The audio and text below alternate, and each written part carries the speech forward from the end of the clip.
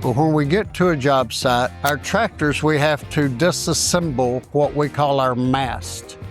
Our mast is on the front of the tractor. Typically, they're 9 feet wide. We have several bars as the tractor goes up, the mast goes up, and we have rods that we run through those bars. 4 rods on a skid steer. The big Caterpillar track loaders have 5 bars. We have to collapse all of those bars down so that we can put the rods in them. And then as you raise the bars back up, it pulls the rod up. The top of the rod has a square plate and a bolt on each side. So when you get to the top, you have to climb up to the top of the mast and basically tie the rods down, attach the hose. The hose goes to a manifold that's on the front of the mast. And then from the manifold, it's connected to an 1.5-inch black hose, as we call it. It's a 1-wire, heavy-duty black hose, and it runs from the mast back to the rear of the tractor where we've got a bar and a turnbuckle. And from there, we connect a hose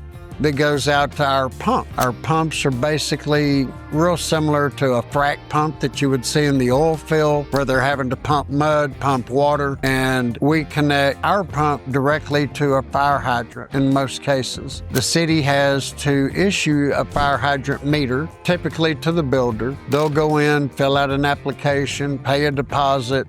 Most cases, the city will bring the meter out and mount it. We hook up to that, crank our pump up, we check for leaks, fuel the equipment before we start each job. Most of our jobs are 3 to 4 days long, and most of our tractors are good for that 3 to 4 days on fuel. Then we go out on the job site itself with the equipment, set it up where we want to start at. We typically, if there's any grade elevation change to the pad, we'll start on the lowest end so that we work our way uphill.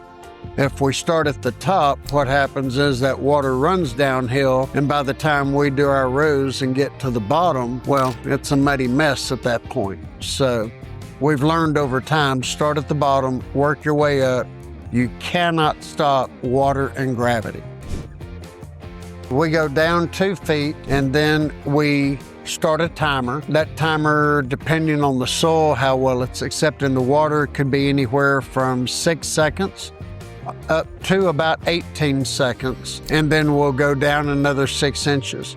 And we do that 6 inches at a time until we get down to whatever the geotech has recommended. There's typically 3 different levels of injection. There's 10-foot injection, 12-foot injection, and 15-foot injection. Most of your commercial jobs are requiring 12 and 15. Most of our residential requires 10. We'll go in 6-inch increments all the way down to the bottom. Once we get to the bottom level that we're trying to achieve, we'll pull the rods all the way to the top, raise the mast a couple of inches up. We back up 3 feet, set the mast down, and repeat the process. So basically, when we finish, these rods are 3 feet apart across the front of the mast, and we back up 3 feet. The end result is you've got a rod hoe every 3 feet in every direction across the entire foundation.